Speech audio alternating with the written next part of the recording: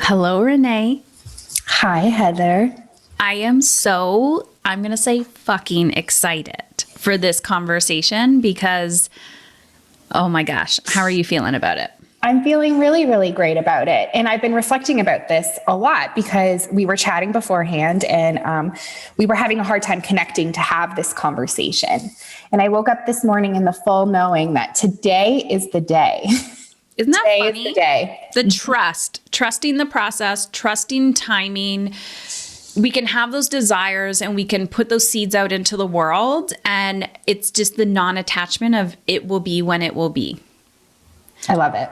So I want to back up a little bit because part of the reason why I reached out to you, well, I love you to pieces and you've worked with me. You've worked in Mastery. You've worked in Mastery Business. You've attended our retreat in Tulum. You've been a Soully leader, private client, all the things. You've drank in all the Kool-Aid. Yes, I have. And you have become a completely different person, both personally and professionally, from the start to the finish, or not finish, where you are now, the current level.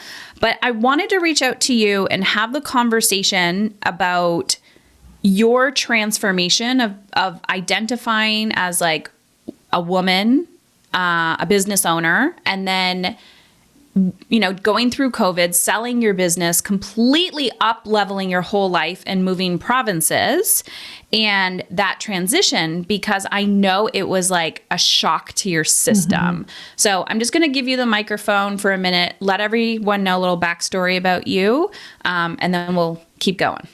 Thank you so much for the opportunity. And I love to share my story because I know that so many people can identify with it. So I like to tell people that I'm a creative that identifies as a hairstylist. I also am somebody who identifies as a high performer or a high achiever. And I believe that I embodied that identity as a small child. So I was high academic going through school, but also this push and pull from like productive academic success and the creative part of my soul. I'm also fourth generation hairstylist. My family has made massive impacts in the beauty business, and I am so, so proud of where I come from. And it was pretty clear to me the path that I wanted to take when I was young. And the reason why I'm sharing this backstory is my whole life I've sort of been told that being a hairstylist isn't enough, that I have to also attach a secondary value to that success.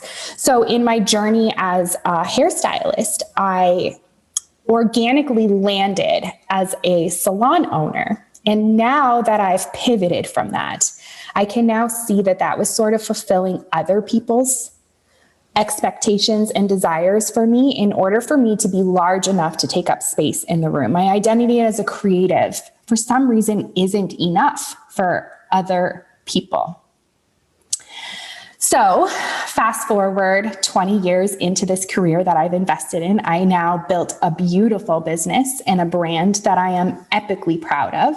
It is also wildly successful in every sense of the word. So I owned a luxury boutique hair salon in downtown Burlington, and I was employing amazing artists who were fulfilling their legacy as well. And yet I still felt incredibly empty. And I couldn't pinpoint what it was.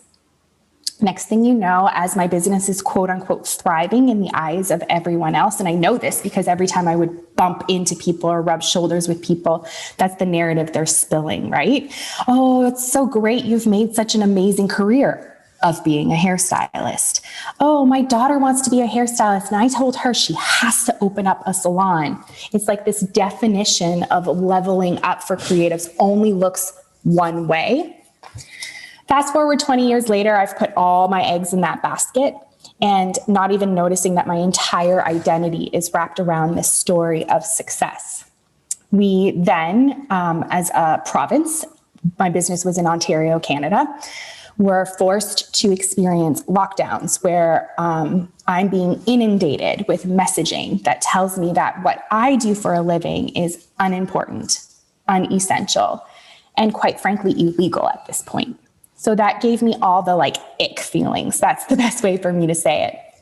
And I'm not sure that I realized it at the time, but now looking back, I absolutely see that time of my life as trauma. And I'm not in a place, nor do I think I'll ever be, where I can say that I'm grateful that these lockdowns happened, but I will say that I am eternally grateful that I had the capacity to work the muscles and use the skills that I had grown and developed to create my new story, to create my new identity. And that entire shedding process, I experienced immense trauma, immense grief, and there was no way out of that unless I began to heal. And that's where I am today. I love it. So I was writing down certain things that you said, and I know you could go on and on and on. Where you are now, how first this choosing to sell, like choosing to sell Yes. your business and to move. So you had a dream. And you talk about the emptiness, and we'll go back to the emptiness, but you had a dream to actually move. It wasn't that you moved because you had enough. So it was like you're going through this traumatic experience. You're experiencing all what I say contrast of what you don't want, but you're still making choice to go after what you do want. So can you just talk a little bit about how the duality of like you chose both, and then we'll go into the healing journey. Yeah. So at the beginning part of this shedding experience, I very much was filtering my emotions through a lens of being a victim. These circumstances happened to me. I actually don't have any choice. Like at the beginning, when I was sort of pitching this plan to my friends and family, right? Because you feel like you need permission from other people.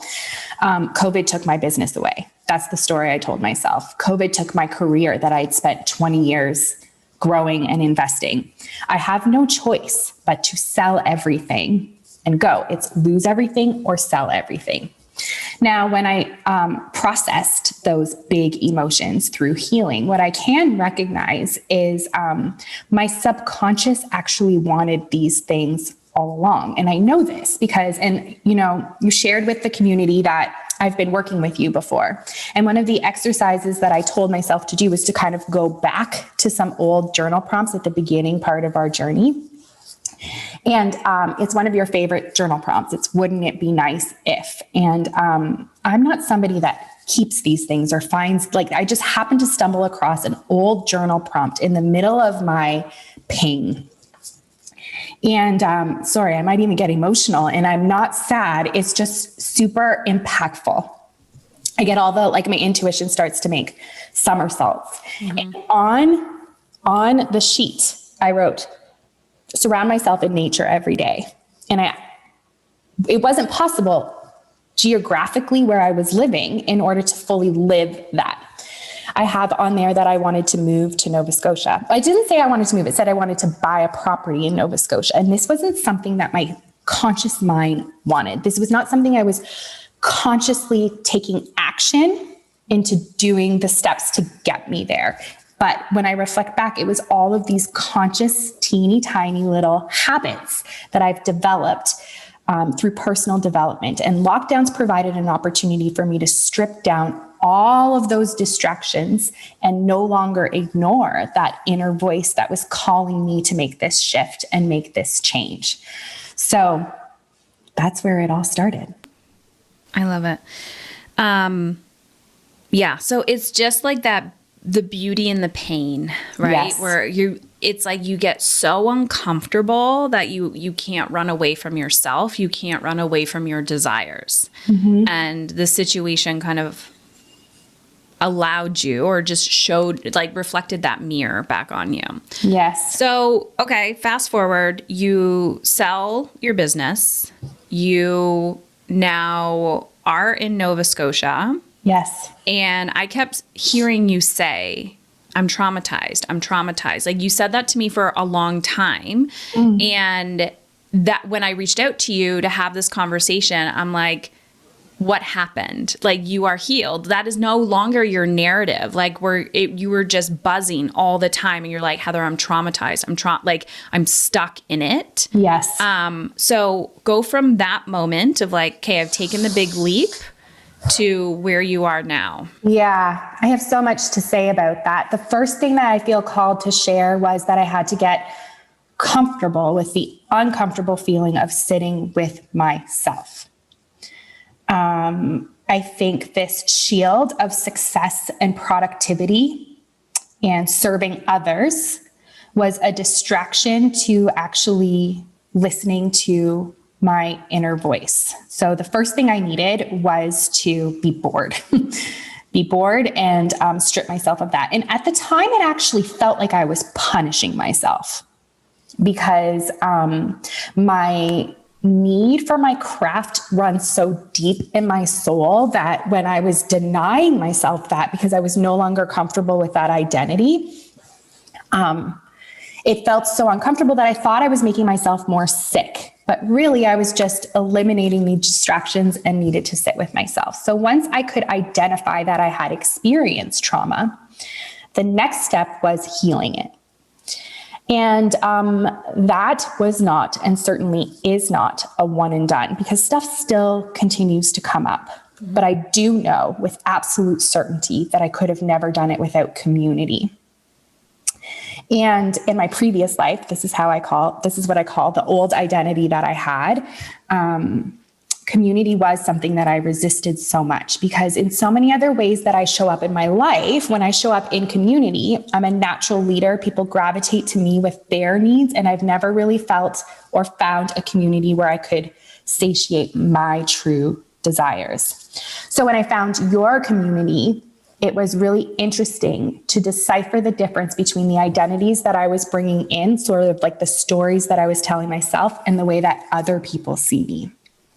So as creatives, I think we often say that we're not big enough or important enough or make an impact enough to take up space in a room. So I come in and make those assumptions of other people. So through uncomfortably putting myself in community, I really truly realized not only am I doing myself a disservice, but I'm also doing the community a disservice when I judge them and decide that they are judging me. So community has been a huge piece of the momentum of healing. The other thing that I did was I went to Tulum with you. Was it March of last year? Was that the month? Mm-hmm. Yeah, like February, March. Yeah. And I guess it was a bunch of different things. First of all, creating the space and the time with the sole purpose of nurturing your soul, right? Like there's no distractions there. There's nothing that can pull you away from doing that work. There was also the deep trust in knowing of the community that you were going to curate there. And because I went in there with that deep trust, I was able to be vulnerable on a level that I've never experienced before. And that vulnerability led me down a path of gratitude, which was something that was missing in my life since the beginning of that traumatic experience. So in short, my healing came through gratitude, community, and vulnerability. That's like a three tips, 3 bullet points of what you need to heal. I love it. I too, of course, we always teach what we needed to learn, and community. I didn't know what community meant until I found it. And I had a similar experience where I was in a community where I felt seen, heard, and understood. And it wasn't just about being surrounded with quote unquote like-minded people. It was people that I truly felt I could be myself around, and I didn't have to perform in front of them, and I could be vulnerable, and there was no judgment, and they were willing to be vulnerable too. There's no posturing. Everyone's always got their things, but I think it's also being willing to challenge each other as well. Like, you said this, but now you're doing this. And it's like, damn it. Okay. So it's like this sisterhood, which we don't realize how we're so wounded there and how that manifests in our own personal life when we feel isolated or alone. So yes, there's that. Tulum is definitely an experience. You didn't say this, but I'm going to tell everyone. I take your cell phones away. So you're in Mexico or wherever we do these retreats, and I take your cell phones away. I take your computers away, like no contact to your family. You're just sitting with yourself. And at this one, there was no I took everyone's Apple Watches away and there was no clocks in the room. So like barely anyone knew what time it was. And you're just sitting with yourself and you're being nourished. You're being nourished, you're being mothered, you're being taken care of. And the whole experience is about healing. And you don't really know what happens until after you leave or why you needed it. But I work very consistently in creating the community that needs to be there. And that's my job, is the curation of the people in the room. And then there's the job of course, there's organizers and all of that magic. But I'm like, my job is getting people there. And then like the magic happens. And it's so true. Yeah. Like it was so interesting to observe people's reactions to you taking their phones away, because they didn't want to do it. Yeah. But it was also what they wanted the most. Like they resisted it so strongly, but like we craved, because you were right. It was nourishment. Like it was just completely surrendering all control so that somebody else could take care of you. And that was 100% what my experience was. And that's such a metaphor for life in general. Like what we resist the most is exactly where we need to go, right? Like resisting creating that space so that you could just be with yourself and allow yourself to heal. I, as a leader and a coach, I knew that would be I'm not going to say the hardest part, but the most emotionally uncomfortable part. And that's where I really needed to like show up. And I mentally prepared myself because, we have a mutual friend, but Jessica, who's the retreat organizer, I said, okay, day one, you're going to see me acting a little bit different, because when it comes time to take their devices, even though everyone knows they're leaving and they've told their family, you're going to watch an emotional reaction from them. And it was wild. And then it still continues throughout the time. Like people are like, can I? Or they're, these passive aggressive comments or whatever it is. And it's funny how some people are like, take it. And they're like, don't give it back to me. Like drop and run. And then other people, it's like, you bitch, you're taking my shit. And I was like, whoa, that's a little projected anger. Where's that coming from? So it's like when you put yourself in these moments of healing, whatever you need to heal will come up and out.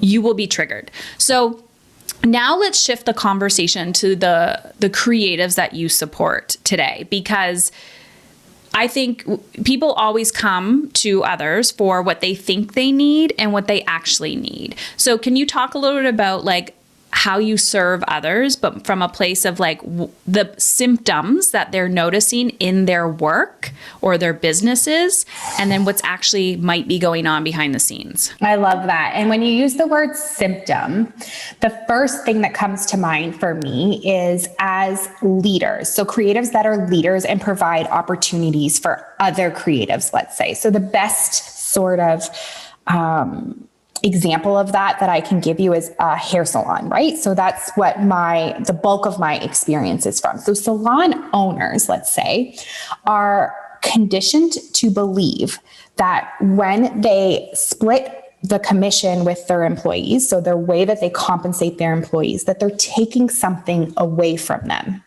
So I don't want to take all of their money that comes in. I feel guilty when I take a portion of the dollars that they bring into the business. And it's so interesting to me that they see themselves as someone who's taking something from somebody as opposed to providing for someone. And most of that story that they tell themselves is from the beginning part of their journey when they worked for somebody else. They may have experienced a trauma in that relationship. And then when they're building their businesses, they're making decisions in their business from that place of trauma.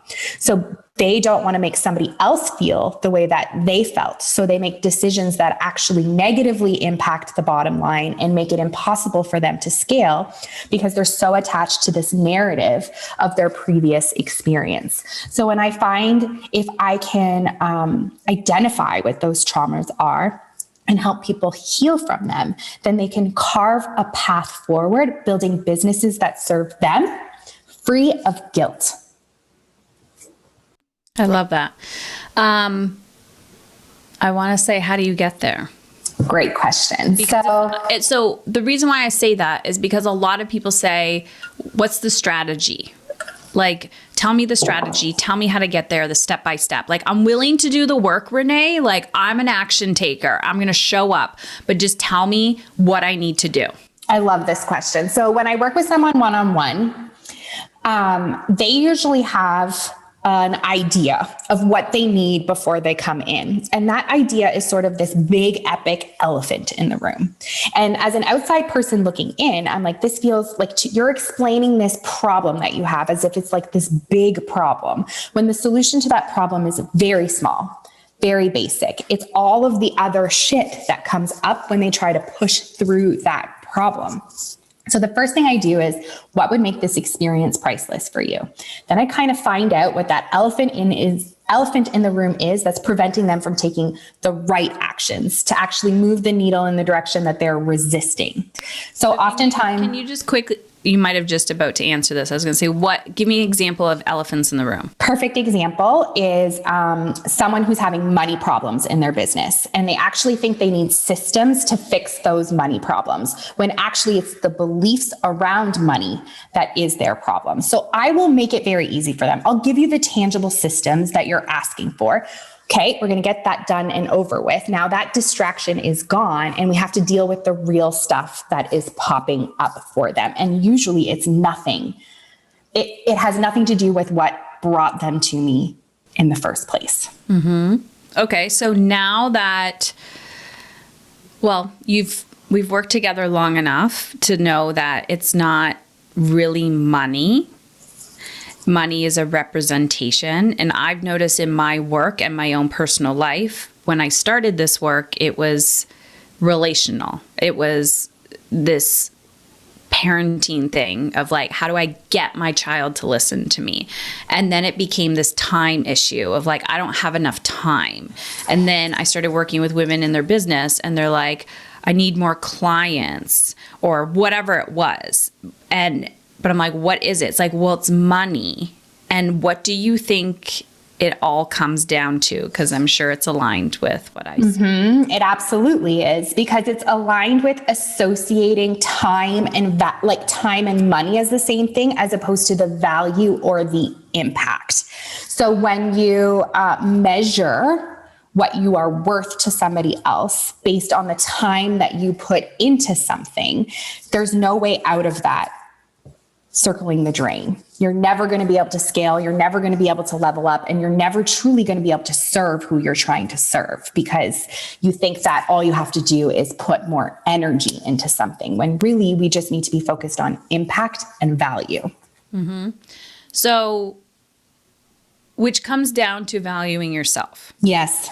So valuing yourself, and you, before we pivoted to this conversation, at the beginning of the conversation, you had to learn to value yourself in order to value your healing and to give yourself space to heal, even though it was emotionally uncomfortable. So the people that you've worked with, that you've seen success happen, what is the inner journey that you feel that they've experienced? They are being honest with themselves about their true core desires and what they need to feel full. They are also accepting that might look different than what they originally thought. And more so, it looks different than what other people think they should see value in. Mm-hmm. So you mentioned something earlier about growing up as a salon, like in the salon industry, fourth generation, and then becoming a salon owner. And then I wrote down other people's expectations of who I needed to be or what that was. But there was also this cultural conversation around you that it's not enough, right?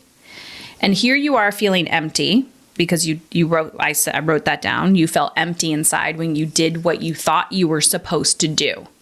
And I think we've all heard it, starving artist, right? You say creative and immediately it's like if you identify as a creative, like you can have abundance, but that is not the cultural conversation. So how do you pivot that for people? I I think that I love to help them identify what their area of genius is, because that's usually a great way for them to make the biggest impact and also stay as aligned as possible to their own core desires. So it took a lot of work in my own personal experience, and maybe this will give some clarity. When I was a hairstylist, before I became a salon owner, I had a glorious career. But working for somebody else, I hit the ceiling really, really quickly. And the next inevitable step was to become a salon owner. And when I realized, the moment where I realized I hit that ceiling was also in tandem with motherhood. So my why, when I began salon ownership, was wrapped up in my story in motherhood. I didn't think that I could fulfill my core desires of being a hairstylist without salon ownership, because I could never create the capacity to also become a mother. There's also a whole lot of ego that goes along with this, right? Like my industry, we're notorious to be like rock stars, right? Like the glitz, the glam, the stage, all of the like flashy lights. So here I am, somebody who was at the top of my game, working for a big brand, experiencing loads of success as my identity as a hairstylist, hit that ceiling. What's the next step? Again, I was fulfilling other people's desires. So my role as a mother, I opened up a salon. And then when I felt empty, I completely clued in that my why was misaligned. The reason why I opened up a hair salon was so that I could create the time freedom that I wanted in order to mother, essentially. But it wasn't truly fulfilling my core desires. And it wasn't until I healed that I was open to the possibilities of making an impact in a different way. So now that looks like me doing hair purely for the fulfillment of my core desires and to experience joy. But that also means that my salon, that was luxury, downtown Burlington, sought after by other people so much so that someone was willing to buy it. Now I work in my home, in a studio. And to other people's definition of my success, that looks like an epic downgrade, when really I feel alive for the first time ever, because my studio and the way I service my clients is purely selfish. I even attract clients using that language. I'm inviting you into this space to experience an experience that's all about me, actually. I love that. Me on such a deep level, and that giving myself permission to experience that has boosted my confidence in all of the other areas that I show up. That I've been able to sort of like shift those identities, because when I think about sales behind the chair, it comes easy to me. Doing hair and selling that service is so easy that now I start to, with my new identity, right? Because you really hit home with me one time at your last business retreat, because you're like, some of you in the room have like, you're at the top of your game and you mastered that skill, and now you're doing something else and it's a whole new skill. I need the fulfillment of my core desires in order to build the confidence so that I can show up authentically everywhere else. So giving myself permission to ignore the noise, ignore other people's expectation of me, is truly allowing me to make an impact at the end of the day. And I will say, so I haven't experienced you yet in your new space with hair, and I will, but you say selfish, which I know you're saying that because that's what everyone else identifies with. But I'm just saying, as an outsider, going into the energy of somebody else that is in their fucking joy and in alignment is a privilege. Yes. Because that energy is going to be different than when I go to a salon from a burnt out salon owner who is like trying to price chop or whatever that is. So being in your energy, I'm like, oh my gosh, this is amazing. Like, this is a privilege. You say it's selfish. I think it's a privilege, Absolutely. Right? So we have to, and I know you and I are speaking the same language, but people who are listening need to understand what they're actually telling themselves about why they can or cannot do something. And, oh gosh, I had something so magical. Okay, I'm just going to ask you this question. So I'm using hair as an example because that's your background. Yes. I was with you for a while, Yes. When you were in Ontario, I would get on a train and literally be on a train for 3 hours to come see you to get my hair done. Some people thought I was a little kooky, and most of the time I actually didn't tell anybody because it's none of their damn business. And people would be like, I like your hair. Where'd you get it done? And I was like, get on a train. It's going to take you 3 hours to get there. And then you left, which is totally fine. And I was like, this is my feelings about this is not any of Renee's business, because I know that you had pushback from people of like, how dare you? And I was like, how fucking selfish is that? Like, it's just hair. Like, I get that is so much more than you, but like Renee's living, like going to live her best fucking life. Like, that's, who are you? But people don't have that self-awareness. So then I go to some other people, and the price variation is mind-blowing to me. Yes. Like, going to one person and knowing that I'm paying for a premium product and premium experience working with you, that I'm physically not only just getting on a fucking train to go see you, but that's time, that's energy. I have to make sure the children everyone's taken care of and all the things are done, right? And then I typically wouldn't come back the same day. So there's like a hotel room and I'm creating this whole experience. And then I go to somebody else and I'm like, I am here for your craft. I am not here to be like, are you the cheapest person? If I wanted that, I would go to the fucking dollar store. Well, I guess you could get hair dye at the dollar store, but the drugstore and like do box hair or something. Like, this is something I value. Show up because I fucking value this. So if you don't value it, this is not going to be aligned, and I'm not going to want to work. I'm not going to want you to touch my hair. So then I go to somebody else because there's like maternity leave and all the things. And it's just a different experience every single time with the person. And it's how they value themselves. It has nothing to do with this. So this whole starving artist crap, like, yeah, now I'm getting on a rant. I don't even know what question I have. I don't know if it's well, what you're saying is like, it's so self-sabotaging, right? Because it's like our money stories come up, and what we don't realize is we actually diminish the service that we can provide for other people because we don't value it ourselves. And also, how can you expect other people to see the value in it if you don't? And we're conditioned as hairdressers, right? Like, it's piecework.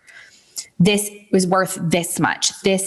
My time is worth this much. The product costs this much. And like, shifting our mindset to impact and value is very, very difficult. And also conditioning salon owners and hairdressers to setting themselves up to be successful as they go through the flow of their day. It's amazing, the resistance. They don't even think they're worthy of working like a normal human, like lunch breaks. Like, at the beginning of my career, Heather, I would eat my lunch on the toilet, because the only way you're going to make money in this industry is the more heads that you service. And it couldn't be more misaligned, because what you're saying is your experience as a client, that doesn't feel good either. No, and I've experienced that in salons over the years, and I actually leave feeling gross and feeling like I need to now take a nap because that was so overwhelming. And you could say I identify as an empath or a sensitive person. It doesn't matter, but I can see, I'm like, slow down. It's okay. Like, are you hungry? Because me, I bring my food everywhere. So I'm like, here, I've eaten 3 meals since I've been sitting here with you. Yeah. You haven't eaten once. And then you're telling me you just can't eat. You have no appetite or whatever it is. Not you, but other people. So it's fascinating to me. Again, it's just alignment. But what came up for me is actually, this isn't really about price. So let's say someone's like, okay, I'm going to up my prices. Your experience just might not be aligned for me. Mm-hmm. Just because you're charging a lot doesn't mean you're actually giving me the value that I want. Can we talk about this? Yeah. So what's coming up for me when you say that right away is because we're service providers, we put this like notion on us that we need to be of service to anyone who's willing to pay. Is basically what it comes down to. So getting crystal clear on who your exact perfect ideal client is, that is in alignment with how you want to experience your world and the work that you do, is so super important. But more than that, staying true to that along the way and trusting that these humans will find you, because the more you stay clear on that, then the easier it is for them to find you. So fit becomes more important than anything else at that point. Mm-hmm. Yeah. It's not about No. And like I said, that's where the selfish piece comes in, right? Like if you stay committed instead of selfish, if you stay committed to how you want to experience your world, then you're going to show up better and you're going to attract that other person with ease. That's the biggest thing. Yeah, I love this. Okay. So what are you up to these days? Where can people find you? And anything else you want to add? So the best place, because I am currently in the building process of my brand, the best place for you to find me, connect with me, and engage with me is on Instagram. There's, of course, a link in my bio, but I like to keep it even less informal than that. Just slide into my DMs and we can start the conversation there, because I just believe in this work so much. And it's interesting because creatives, right? We have an appetite for learning. We're constantly looking to upgrade our skills, and it's easy for us to invest in that because it allows us to be of service to our clients, right? But where I find it's a little bit harder is to have creatives invest in the inner work, because for some reason that feels like you're taking resources away from the clients that you're serving. And the one thing that I have learned is that it's that inner work that is the absolute most important. Yeah. And when you can give people both, right? You want to invest in yourself and your business, or even you want to invest in your business because you want to grow it, you want to make more money, all the things. Awesome. I'm going to show you how to get there. It might be a little unconventional, but it's going to be sustainable for you, and it's going to last a whole hell of a lot longer than you checking boxes and go into a seminar. That's right. So we have a one-on-one business alignment program that also infuses some group coaching as well, because I've experienced so much abundance through community. And again, it's the one area that my clients resist the most. So it's a one-on-one alignment business program that also includes a retreat. I also offer mindset and communication and sales education for teams of creatives and service providers to kind of push through those stories we tell ourselves that prevent us from making money in our craft. I love it. So you did mention go to Instagram. Can you just spell it out where they can find you on Instagram? It's Wisp Collective Co. WISP Collective Co. Perfect. Renee, I love you to pieces. It has been a pleasure and honor to have this conversation, and we have many conversations, but I just wanted to say thank you. I appreciate you, Heather, and it means so much to me to feel seen by someone who takes up so much space in this world. So I hope you never, ever stop making the big impact that you make each and every day. I'm so grateful for you. Thank you. Are you ready to take back control of your time and energy? But the thought of where to start feels overwhelming. I created something for you. It's called the Energy Finder Quiz. Yep. This quiz takes less than 2 minutes, and it helps you identify where to focus so you can conquer your dreams without feeling like you're failing as a mother.